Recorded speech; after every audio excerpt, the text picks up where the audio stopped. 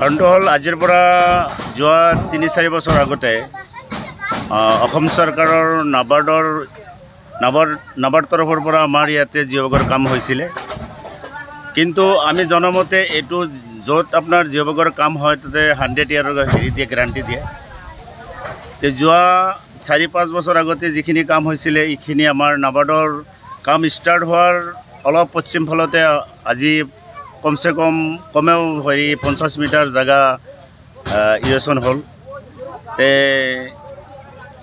এই চাগতে আমি তাৰমানে ডিপাৰ্টমেণ্টক ক'ব খোজোঁ যে 100 বছৰ যিটো গ্যাৰাণ্টিৰ কাম হৈছিলে সেই কামখিনি 4-5 বছৰতে গৰাখহনীয়াই খহাই ল'লে।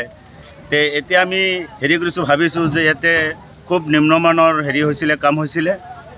এতিয়া আমি অসম চৰকাৰক অনুৰোধ জনাইছোঁ আৰু আমাৰ বকো সমষ্টিৰ বিধায়িকা মহোদয়াক অনুৰোধ জনাইছোঁ অতি সোনকালে আমাৰ এই পানীখেতি যিখিনি ইৰেশ্যন হ'ল এই জাগাখিনি অতি সোনকালে আমাক প্ৰটেকশ্যন দিব লাগে। নহ'লে অতি তাড়াতাড়ি আমাৰ পানীখেতিৰ বহুতো মানুহ ঘৰ দুৱাৰ নাইকিয়া হৈ যাব, বহুতে গৰাখহনীয়াৰ কবলত পৰি ধ্বংস হ'ব।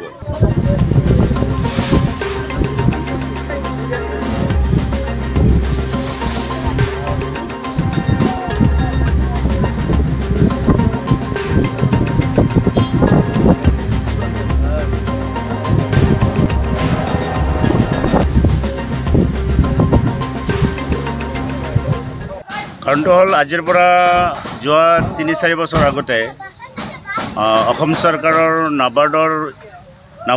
নাবাৰ্ড তৰফৰ পৰা আমাৰ ইয়াতে জিঅ'বেগৰ কাম হৈছিলে।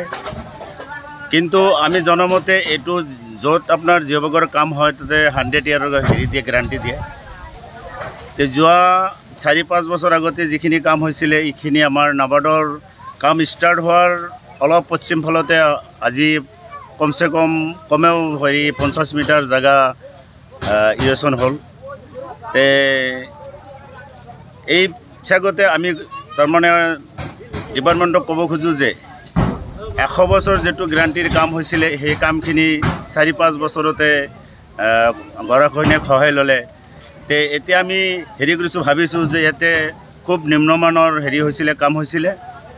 এতিয়া আমি অসম চৰকাৰক অনুৰোধ জনাইছোঁ আৰু আমাৰ বকো সমষ্টিৰ বিধায়িকা মহোদয়াক অনুৰোধ জনাইছোঁ অতি সোনকালে আমাৰ এই পানীখেতি যিখিনি ইৰেশ্যন হ'ল এই জাগাখিনি অতি সোনকালে আমাক প্ৰটেকশ্যন দিব লাগে। নহ'লে অতি তাড়াতাড়ি আমাৰ পানীখেতিৰ বহুতো মানুহ ঘৰ দুৱাৰ নাইকিয়া হৈ যাব, বহুতে গৰাখহনীয়াৰ কবলত পৰি ধ্বংস হ'ব।